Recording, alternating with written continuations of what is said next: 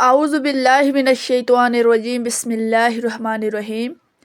السلام علیکم ورحمۃ اللہ وبرکاتہ۔ پیارے دوستو، آئیے بات شروع کرتے ہیں فرعون کی شادی سے۔ فرعون بن مصر نے ریان بن ولید کی پوتی حضرت آسیہ کو شادی کا پیغام بھجوایا۔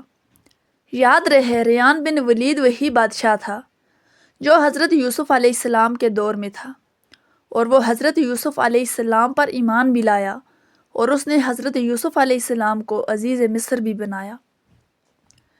خیر، جب حضرت آسیہ کو فرعون نے شادی کا پیغام بھجوایا تو یہ ان کے والد اور حضرت آسیہ رضی اللہ تعالی عنہا کو بھی ناگوار گزرا، کیونکہ فرعون مصر پہلے دن ہی سے ظلم و ببریت کے لیے مشہور تھا۔ لیکن فرعون نے اپنی بادشاہت کے زور پر جبراً حضرت آسیہ رضی اللہ تعالی عنہا سے شادی کر لی، اور دھمکی دی کہ اگر آپ یہ شادی نہیں کریں گی تو آپ کے والدین کو قتل کر دیا جائے گا۔ شادی ہونے کے بعد بھی حضرت آسیہ رضی اللہ تعالی عنہا کو اللہ پاک نے فرعون سے محفوظ رکھا اور وہ آپ پر قادر نہ ہوا۔ اس بارے میں مفسرین لکھتے ہیں کہ شادی کی پہلی ہی رات جب فرعون حضرت آسیہ رضی اللہ تعالی عنہا سے ہم بستری کے لیے کمرے میں گیا کہ اللہ نے اس پر نیند کا ایسا غلبہ ڈالا کہ وہ ساری رات ہی سویا رہا۔ کچھ کتابوں میں لکھا ہے کہ اللہ نے فرعون کو نامرد کر دیا تھا، جس وجہ سے وہ حضرت آسیہ رضی اللہ تعالی عنہا سے صحبت ہی نہ کر سکا۔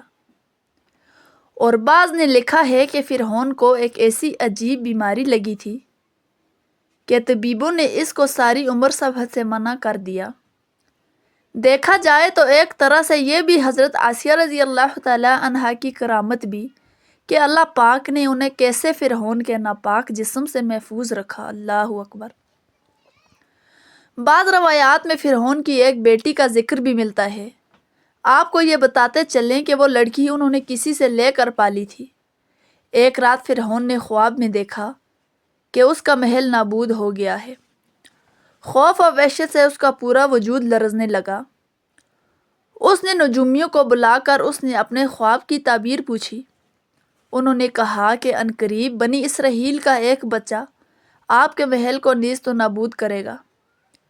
اس لیے فرعون نے حکم دیا کہ بنی اسرائیل میں جو بھی لڑکا پیدا ہوگا اسے فوراً قتل کر دیا جائے گا، لیکن اگر لڑکی پیدا ہو تو اسے قتل نہ کرنا تاکہ اس کی نسل باقی رہے۔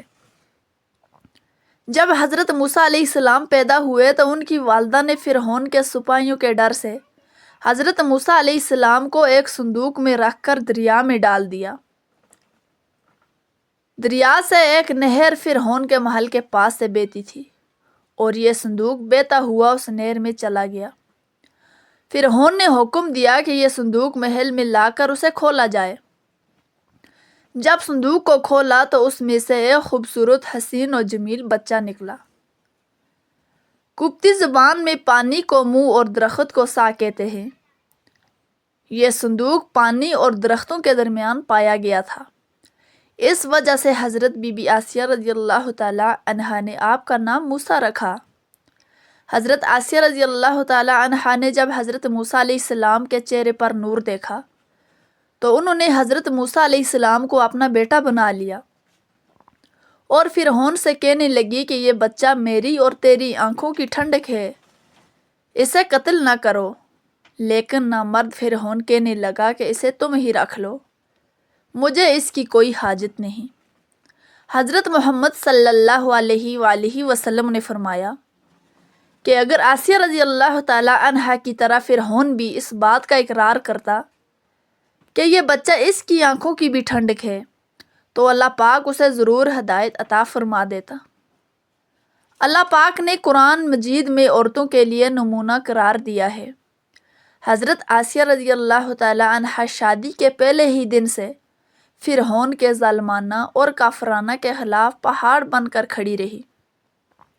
حضرت موسیٰ علیہ السلام نے جب اعلان نبوت کیا اور جب محل میں جادوگروں سے مقابلہ کیا تو یہ دیکھ کر حضرت آسیہ رضی اللہ تعالی عنہا حضرت موسیٰ علیہ السلام پر ایمان لے آئی۔ ایمان لانے کے بعد کافی دنوں تک انہوں نے اس بات کو فرعون سے چھپائے رکھا، لیکن جب فرعون نے خدائی کا دعویٰ کیا اور لوگوں کو خود سجدہ کروانے لگا تو پھر حضرت آسیہ رضی اللہ تعالی عنہا کھلم کھلا میدان میں آ گئی اور فرعون کے اس عمل کی سخت مخالفت کی۔ جیسے ہی فرعون کو پتہ چلا کہ میری بیوی موسیٰ کے خدا پر ایمان لائی ہے تو اس نے بھی حضرت آسیہ رضی اللہ تعالی عنہا پر ظلم ڈھانا شروع کر دیے اور روز بروز دن اور رات ان کو مختلف اذیتیں پہنچانے لگے۔ فرعون جیسا کافر شوہر بھی ان کے ایمان کو متزلزل نہ کر سکا، لیکن فرعون نے بہت زیادہ کوشش کی کہ کسی نہ کسی طرح انہیں رائے راستے منحرف کر دے، لیکن وہ ایسا نہ کر سکا اور آسیہ رضی اللہ تعالی عنہا بھی اس کی تمام کوششوں کو ناکام بنا کر صرف خدائے واحد کی عبادت میں مصروف رہی۔ سبحان اللہ۔ حضرت موسیٰ علیہ السلام کے چاہنے والے فرعون کے سپاہیوں کے ہاتھوں ظلم و ستم کی بھنیٹ چڑھ رہے تھے، انہیں بے دردی سے قتل کیا جا رہا تھا، یہاں تک کہ فرعون نے حضرت موسیٰ علیہ السلام پر ایمان لانے والے شخص کو، جسے قرآن کریم نے مومن آل فرعون کے نام سے یاد کیا جاتا ہے، بڑی ہی بے دردی سے قتل کیا گیا، جس کے بعد حضرت آسیہ رضی اللہ تعالی عنہا کے صبر کا پیمانہ چھلک اٹھا اور وہ کھلم کھلا فرعون کی مخالفت کرنے لگی۔ فرعون میں غیظ و غضب کی آگ بھڑک اٹھی اور اس نے اپنی زوجہ آسیہ رضی اللہ تعالی عنہا کو بہت ہی دردناک طریقے سے اذیتیں پہنچائی۔ اس ظلم نے ان پر بڑے بڑے عذاب کیے، ان کو بہت زیادہ مارا اور زدکوب کیا۔ حضرت آسیہ رضی اللہ تعالی عنہا کے پیروں اور ہاتھوں میں لوہے کی کیلیں ٹھوک کر چاروں کونے میں اس طرح جکڑ دیا کہ وہ ہل بھی نہ سکتی تھی، اور بھاری پتھر حضرت آسیہ رضی اللہ تعالی عنہا کے سینے پر رکھ کر ان کو ریت پر دھوپ میں لٹا دیا اور پانی بھی بند کر دیا۔ اللہ اکبر۔ ایک دفعہ ذرا سوچئے تو صحیح دوستو کہ تن تنہا عورت اور ظالم اور جابر شوہر کا محل ہاتھوں اور پیروں میں کیلیں ٹھوک دی گئی، گرم ریت پر لٹایا ہوا ہے اور سینے پر ایک بھاری پتھر رکھ دیا گیا ہے، پھر بھی حضرت آسیہ رضی اللہ تعالی عنہا پر عزم و استقلال کے ساتھ ان مصائب کے باوجود قائم و دائم رہی۔ سبحان اللہ۔ اور فرعون کے کفر سے خدا کی پناہ چاہی۔ ایک روایات تو یہ ہے کہ فرعون نے حضرت آسیہ رضی اللہ تعالی عنہا کی کھال اتروا دی اور پھر ان پر چٹان کو گرا دیا۔ اللہ اکبر۔ آپ کا مزار انور مصر میں ہی واقع ہے۔ تاریخ انسانی میں حضرت آسیہ رضی اللہ تعالی عنہا کا ایمان پر قائم رہنا، ان کا صبر اور عزم استقلال کے ایک بہت بڑا درس ہے۔ اس میں کوئی شک نہیں کہ عورت کے اندر اتنی طاقت موجود ہوتی ہے، وہ ہر طرح کے ظلم و ستم کے آگے پہاڑ بن سکتی ہے۔ اللہ پاک سے دعا ہے کہ اللہ پاک ہم سب کی بے حساب مغفرت فرمائے۔ تو پیارے دوستو، یہ تھی ہماری آج کی ویڈیو۔ امید کرتی ہوں کہ ہماری آج کی ویڈیو آپ کو پسند آئی ہوگی۔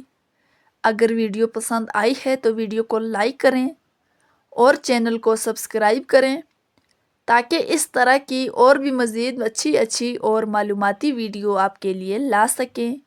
اللہ حافظ۔